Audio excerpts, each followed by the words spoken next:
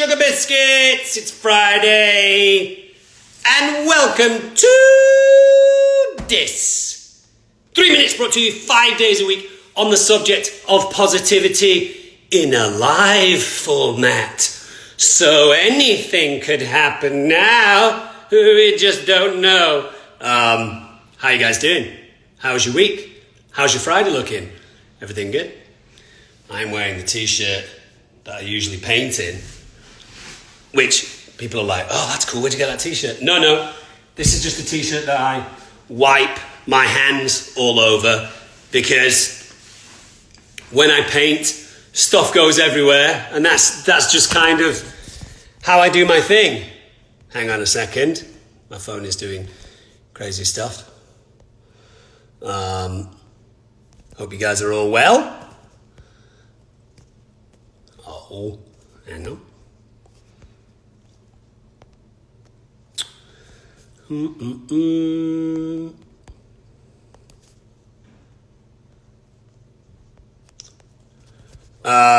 I'm looking at these questions. I'm just trying to troubleshoot.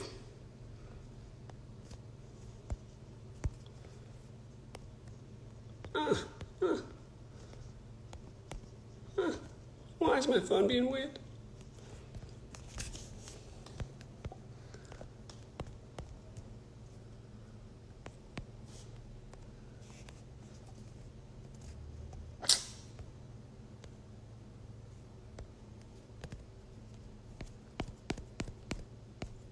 Hi! I'm listening, you guys. I'm listening. I'm just trying to do something here. Not working.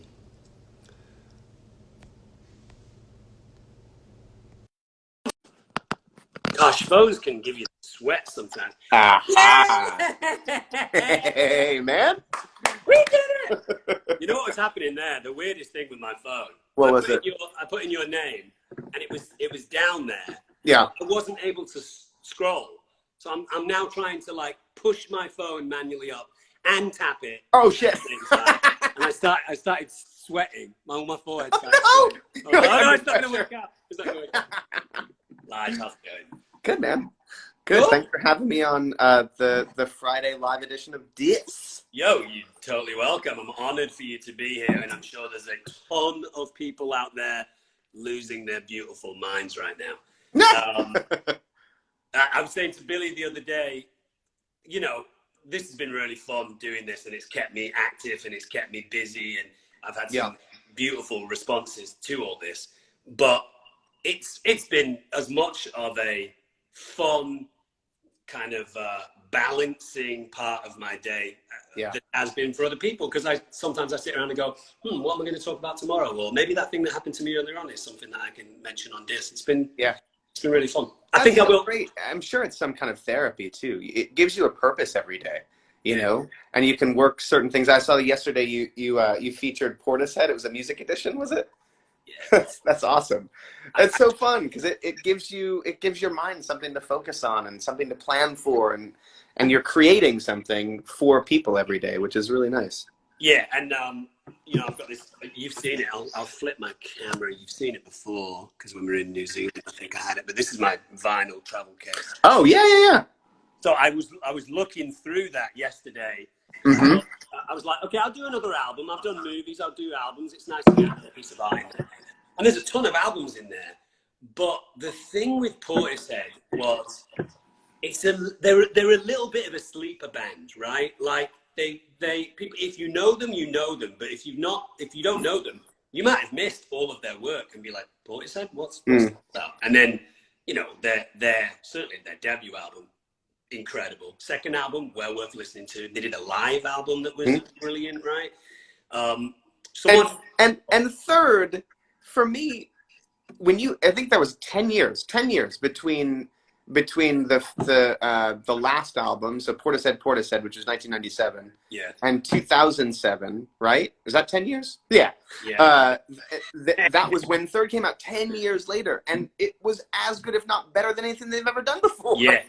That's another sleeper album with Portishead. It's like everyone's like, oh, Dummy, and you're like, yeah, Dummy's incredible because that sound might have been something you never heard before, but third is brilliant. So good. Reminds me a lot of of times in New Zealand as well, you know. So oh God, yeah. looking through this vinyl, and you know, I've got a lot of different stuff, rock and roll and hip hop and jazz and soul and whatever. But there was only probably like 8 or so albums that I was kind of struggling with, because the other ones is me kind of going, oh, here's Ziggy Stardust, and people are like, yeah, we know Ziggy Stardust. Yeah, we got it. Yeah. Here's Sergeant Pepper's, or you know, here's MC Hammer, and people are like, yeah, we get it. So I was thinking, what is something that's people might know, people might not know, and Portishead just hit the spot. You know? God, yeah, they're so good. So there's actually a really good the anniversary of Dummy. I think the 20th anniversary was a couple years ago, but they did something last year on the BBC where Adrian and Jeff were interviewed and did a long interview about the whole history of that particular record. It's I think it's archived. It's worth listening to. It's amazing. The stories are so fascinating. Yeah, I mean that sound, that massive attacky Portishead sound, that very kind, because obviously in England at that point you've got the Britpop movement, which is a completely different sound from this trip hop thing. In fact, one of the only, and it was light-hearted, but one of the only little moments of pushback that I've had when I did this was someone messaged me yesterday and they were like, dude, really? Dummy? Like at a time where people are struggling with maybe a little bit of mental health and some depression, you're going to push Dummy towards them? And I was like, no, it makes me feel really happy, but I understand that it is a bit, you know, it's low. You know. It is a little bit. It's a bit of a dark record, but yeah, for sure. So we've been talking, and one of the amazing things about what's gone on in this truly tragic time for everyone is I've probably talked to you and Sean Astin and Vigo and Bernard and Pete and Fran and Billy and Orlando more than I probably have in a long time. You know, in terms of consecutive conversations, yeah, totally. Right? Yeah.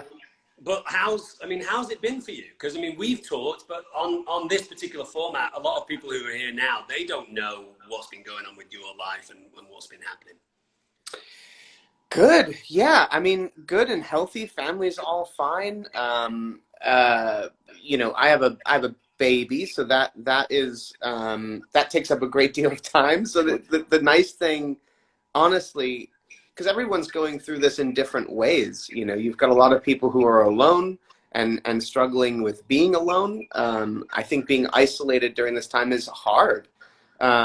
I'm lucky that I've got family. I've got a child to take care of. I have, you know, a lot of positivity to focus on and a fair amount to kind of keep my mind occupied. So that's been a real blessing. That's been my experience. And then on top of that, you know, I've been doing a lot of what a lot of other people have been doing. I've been baking bread, which seems to be a funny zeitgeist thing right now. Yeah. So I've always, it's funny, and we've talked about this a little bit too. It's like when you have forced free time, suddenly the things you've always wanted to do, you give yourself that space and time for. Like I've wanted to bake bread for years, and I think I even had like a bread baking kit with all these sorts of tools. Never got around to it.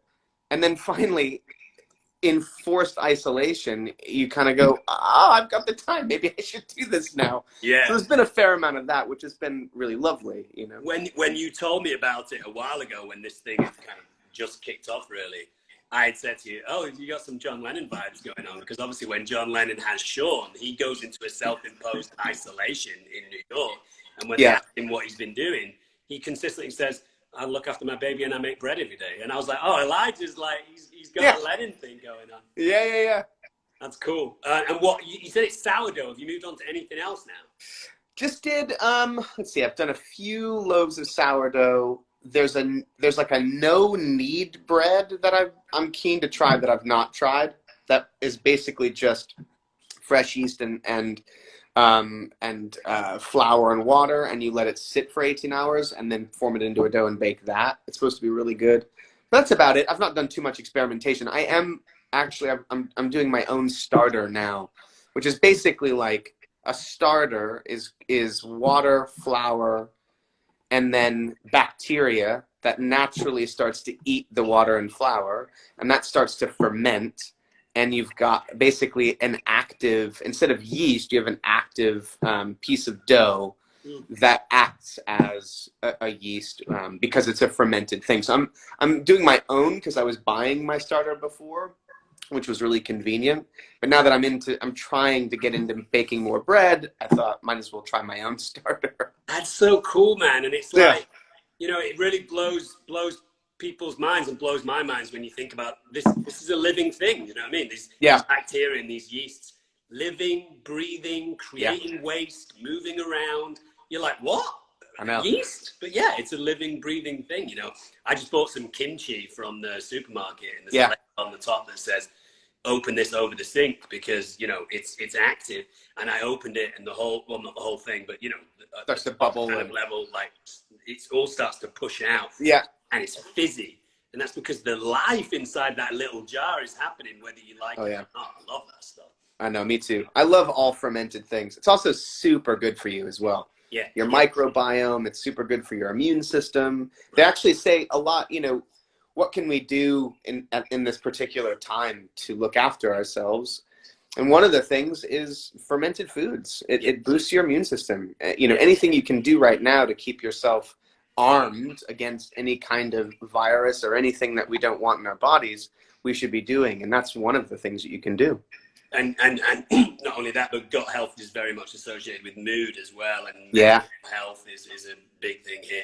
You used to be a smoker, and you are not a smoker anymore, right? Yeah. I'm at about almost a year and a half of not smoking. Yeah. How's that been? Because for me, you were Mr. Smoky Smoker. Yeah. Yeah. I mean, I was a pack a day smoker. Especially the last 10 years. So I smoked for 20 years. Started when I was 18, when I could buy cigarettes. Started with like a clove cigarette a day. So that was my thing. And that's when you met me, when I was smoking cloves. Yeah. And then I moved off of that and then, started smoking more and more. So yeah, it was hard. It's a huge, when you smoke for that length of time too, aside from the nicotine addiction and also just the sort of daily associations, it really becomes a part of your identity.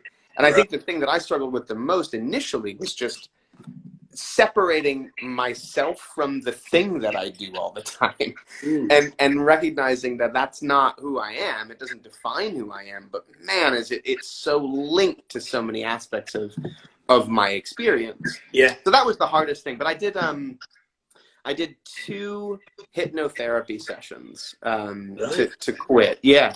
The first one didn't really take, and I think it's because I wasn't quite ready.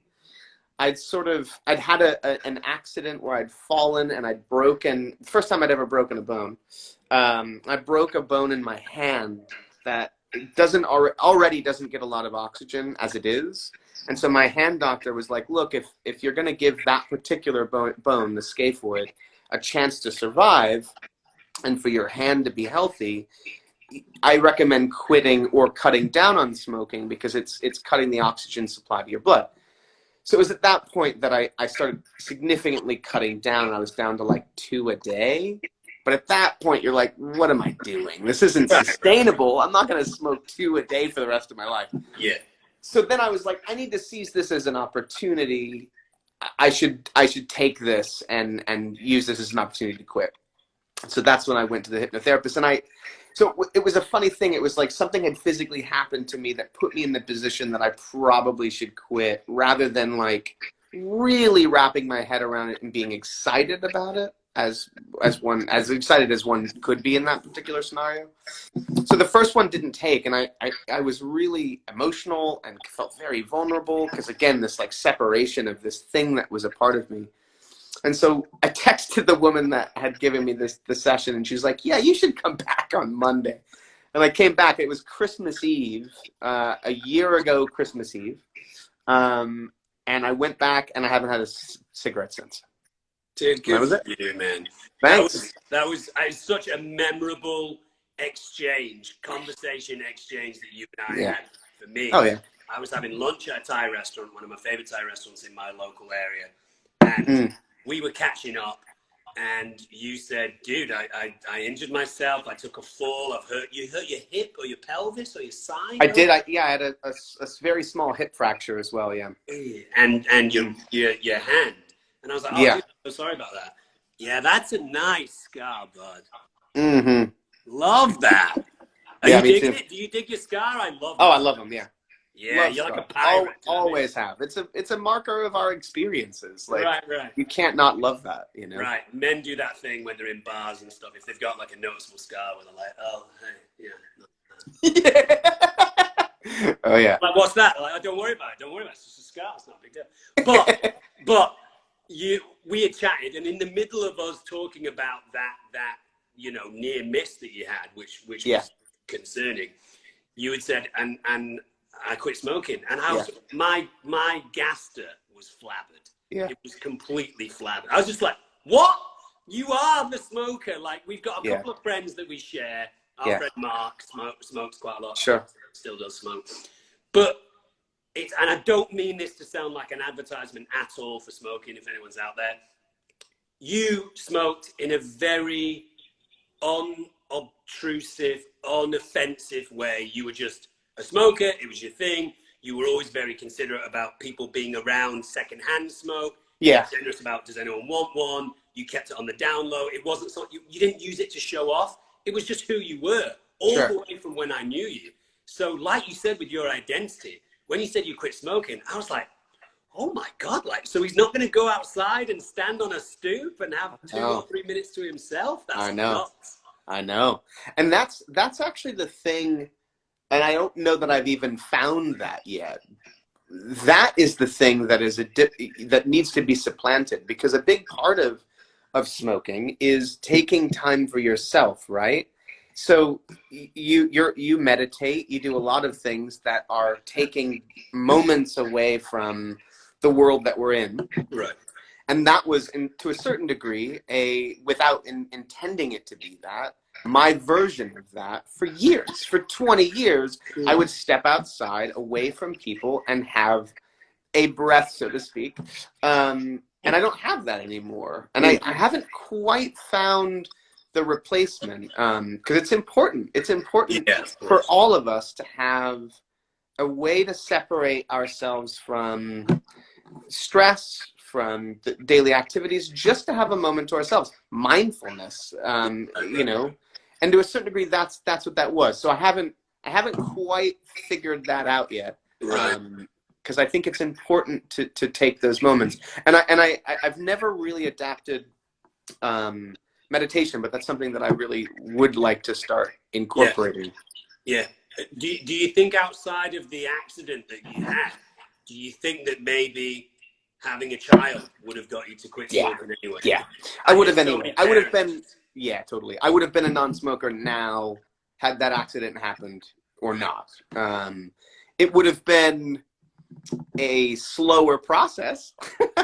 I would have taken my time to quit and probably luxuriated in the quitting process, perhaps, and enjoyed it maybe a little bit more. But no, I would have been a non-smoker by now anyway. Someone just said in the feed below, they were like, you could take a poop if you needed time for yourself. I mean, that's great. You probably don't want to take 20 a day, though. Nah, not 20 a day, no. That was fun.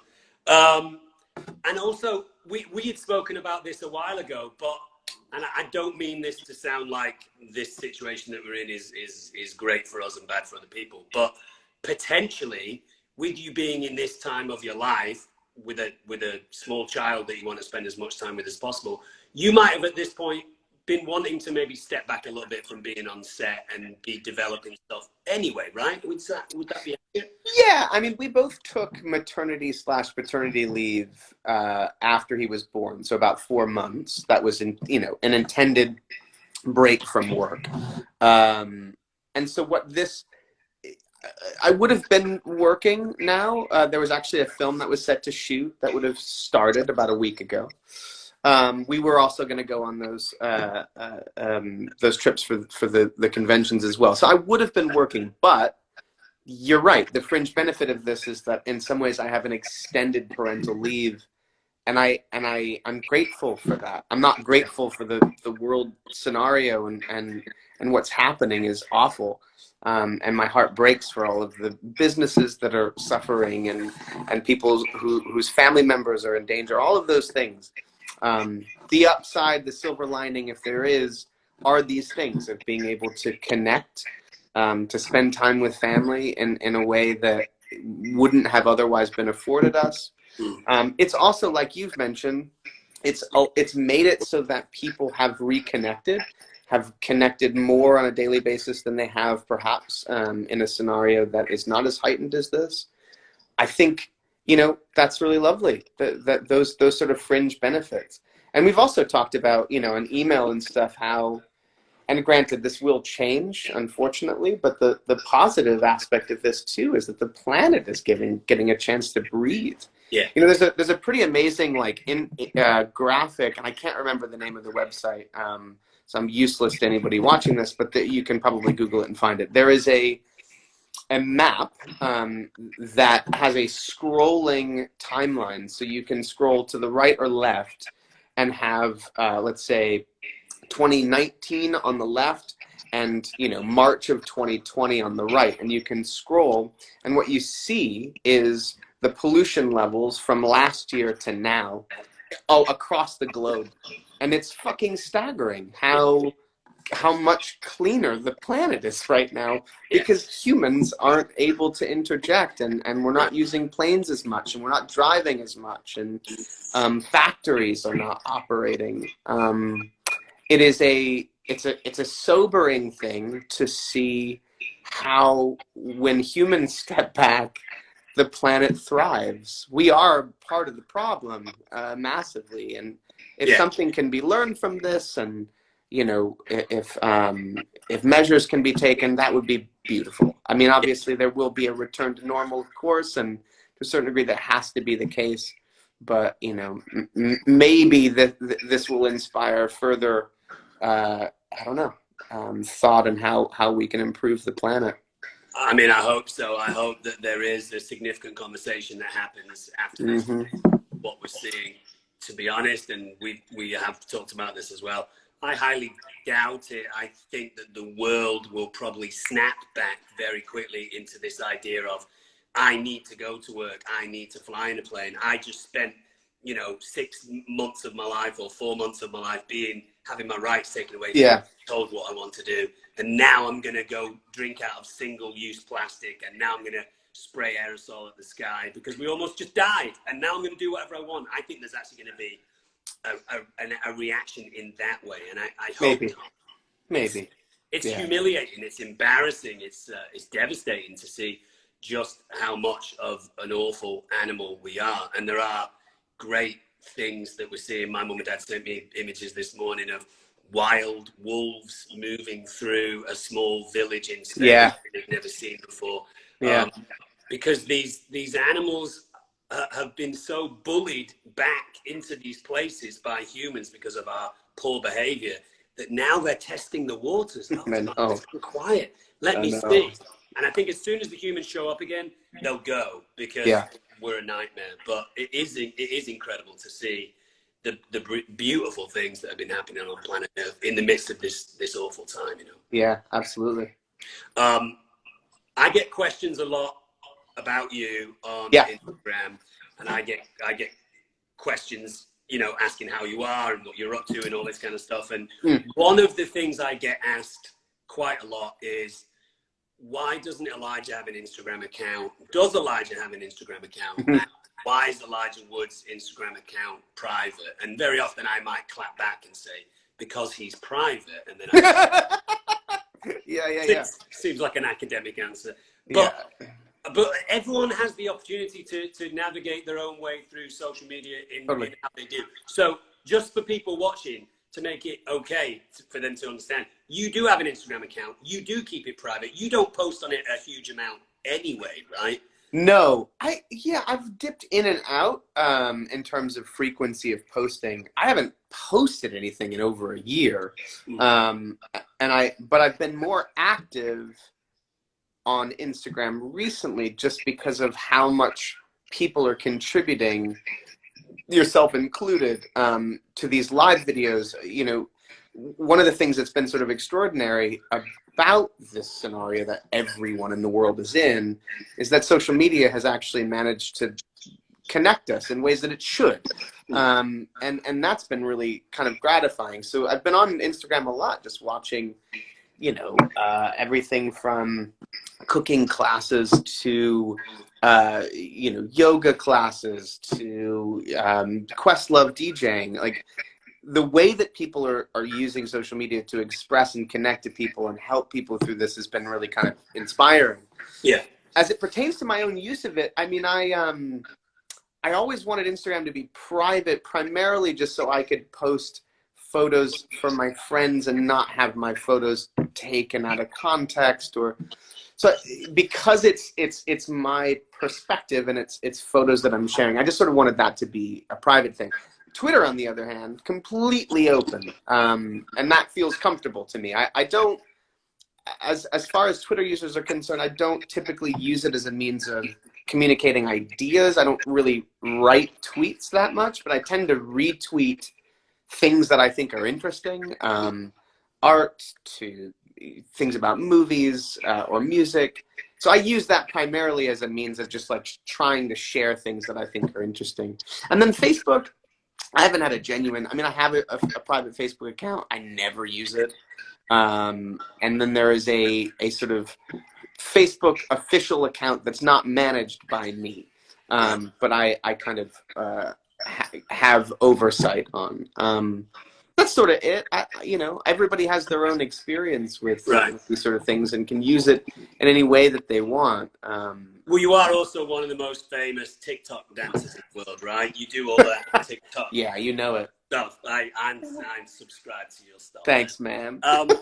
Yeah, it's so funny. Everyone gets a chance to unpeel that onion in whatever way they want. My Instagram handle is the way that I'm the most active on social media, but it's much more of a public persona. I show my work, I show what I do, I show up as who I am. All that happens with Twitter for me is my Instagram photos just splash into my Twitter account. Yeah, that's it. I don't have a Facebook page. I generally don't interact on Twitter. Yeah. That's about it. I keep my direct messages open on Instagram. I tend not to reply to people too often. Sometimes if they have something that they want to say, which is big and significant, and that's obviously a way to do it. Otherwise, what I noticed on Instagram for me is I might put up something that sparks someone's interest, like whatever, a piece of art or something that I believe in. And in the feed down below, you get these huge essays where everyone gets a chance to read it, and it might be a massively personal thing that they're trying to say. So I just say to people, look, my direct messages are open. I might not reply, I might reply, but it's there just in case. You also do a lot of Q&As through your stories too, right? That's really cool. Yeah, I do the Q&A thing. I do the really interactive help thing, which is fun. And every so often people will be, I mean, some of my friends say this as well, but also just people that follow me. Like, why do you post the mean people? Why do you post the nasty people and all this kind of stuff? There's all these nice people saying nice things. Why aren't you giving them love instead of giving love to the haters, whatever? Yeah. My rebuttal to that is, if I only posted lovely, beautiful things that people say to me, which happens all the time, it would be pretty boring and egomaniacal. And also, just like, hey, Dom, I love you. Like, oh, that's great. Thank you. I love you too. That's great. Yeah. But the other thing is, like, I sometimes have the opportunity to learn a little bit more about myself and these, quote unquote haters by posting up a little thing where maybe I have a blind spot. Maybe I have been mean, or maybe I am too blunt, or maybe I have said something wrong. And I'm hoping to see what goes on. But, lots of times, because I always make a point of doing this, people will say, why were you rude to that person? They didn't do anything to you. And I always make it clear, I'm never rude for no reason. If someone says something to me that is rude and I feel like I want to be rude back, I will be. But I never, why would you start it? Why? Yeah. No reason. But if someone's going to start it and I'm in a sassy mood, I might be like, oh, all right, let's go. Come on. Yeah. All right, dude. Well, hey, thank you for coming on this show. Thank you for having me. This is super fun. It was so fun. What's going on for the rest of the day? Are you doing bread today? Is that bread ready? Not doing any bread today. I'm gonna play some more Animal Crossing? Oh, well, dude, let's just, because you're known as the gamer and you introduced me to games more than anything else. Tell people what you're playing and what you're into, because you have been doing some deep dives, aren't you? Yeah, I mean, right now it's all about Animal Crossing. I know and I know it's not totally your thing. I'm into it. I'm into it. The cool thing too about Animal Crossing is it adheres to the 24-hour clock. So if you turn it on at 9:30 in the morning, it is 9:30 in the morning in the game, and then same for at night. So it cycles through in real time, which I think is really fun. And also, like, things happen that then don't happen until tomorrow. So like today, I opened it up and there's a construction on a certain area that's not going to be available till tomorrow. So things like that. So, like, I know Animal Crossing. I know it's a huge phenomenon. I love people that get deep into games because I get deep into games too. It's a sim world. Is that the best way to describe it? Kind of. Yeah. I mean, you have a character. In that character, you go to an island and then you populate that island, and it's not quite like SimCity in the sense that you're not building anything specifically. Those things tend to crop up by way of the people who are helping run the island, but it's like fishing, catching bugs, donating bugs to a museum, selling fish, selling fruit, accruing more money so that you can upgrade your home. Yeah, it's funny to articulate it as to sort of, it is relatively a series of mundane actions, but there's a lot going on that you're constant, and there's something, I think what's kind of interesting about it at this particular time is it's very zen, it's slow, it's not fast-paced, and it's task-based. So you're constantly like, all right, I'm going to do a bunch of fishing now so that I can find the fish that I've not added to my, fish encyclopedia. I'm going to pick all the fruit on my island and sell it. I'm going to plant some flowers. Like, it's task-based, and therefore it has a pace that's a little on the slower side that's quite relaxing. And I think that's why people are it's weirdly come at a perfect time, and people are obsessing over it because it's quiet and sort of lovely and sweet, Yeah, I mean, I think you've been a serious gamer for a long time, and you know the kind of trials and tribulations of as soon as you start to try and explain a game, it becomes more silly the more you try and explain it. I've done a pretty deep dive into League of Legends. Yeah, you've been saying, and it's just, it's neither here nor there. You're not doing anything in particular, but it's just a fun kind of time suck. Yeah, a guy reached out to me on Instagram and said he's at a pretty high level of League of Legends. He said I'd be more than happy to play with you and kind of cool with you. And they have these things called Smurf accounts. You know Smurf accounts? It might be a League of Legends thing. So a Smurf account is when you're a really high level, you get a second account where you have all your experience, but now you're playing with a low-level player. And you're able to bring all of your high-level experience into a level 3 character, but know how to play at level 20, Rad. So he's like, come with us. I've got a Smurf account with a few of my friends. They're all high level, but we're all playing at level 3. And we'll just power level you up to like level 10 or whatever. So that's kind of fun. And a brilliant story from Billy about gaming. Last week, we were talking about gaming because I must have been talking his ear off about League of Legends or what was the other game that I was playing? Red Dead or Red Dead Redemption, Original Sin. And he's playing a Sim City build the simulation city thing. It's not Civilization, but it's something like that. Build the world with his son Jack. And I was like, "How's it going?" And he was like, "It's a bit of a nightmare." And I said, "Why? What's happened?" And he said, "Well, Jack was doing really well. We were making money. We were bringing in a nice amount of money. We weren't overly speculating. We had a few buildings here and there. We were doing well." And he said, Jack went to bed one night and he said, "I built a ton of train tracks and train stations, and it's like broken the world. And now we don't have enough money, and there's crime, and the buildings are getting smashed, and no one's living in them, and everyone's leaving." I was like, "Oh no, Billy, what are you gonna do?" And jokingly, I said to him, can you buy like a superhero character, like a Batman type character, to, you know, help out the police and you know, be there at nighttime when the police are going to sleep, thinking it was a joke. And Bill was like, yeah, you can. You What? can buy, yeah, you can buy, he said it's really expensive. You can buy like a superhero like Batman. And when the police are asleep, he's roaming around the city, stopping people from, you know, smashing windows and all that kind of stuff. It's so cool. So I was like, sell everything, like revert it back to normal, just buy Batman and build city around this superhero. Yeah. Those are just words of wisdom. Just sell everything, buy Batman, and everything's going to be fine. Dude, I'll check in with him today and find out how it's going. Well, I love you, man. It's great. Love you too. Doesn't look like we're going to see each other physically anytime soon, but hopefully you and I and the rest of the gang can do some sort of video conferencing thing. And that'd be awesome.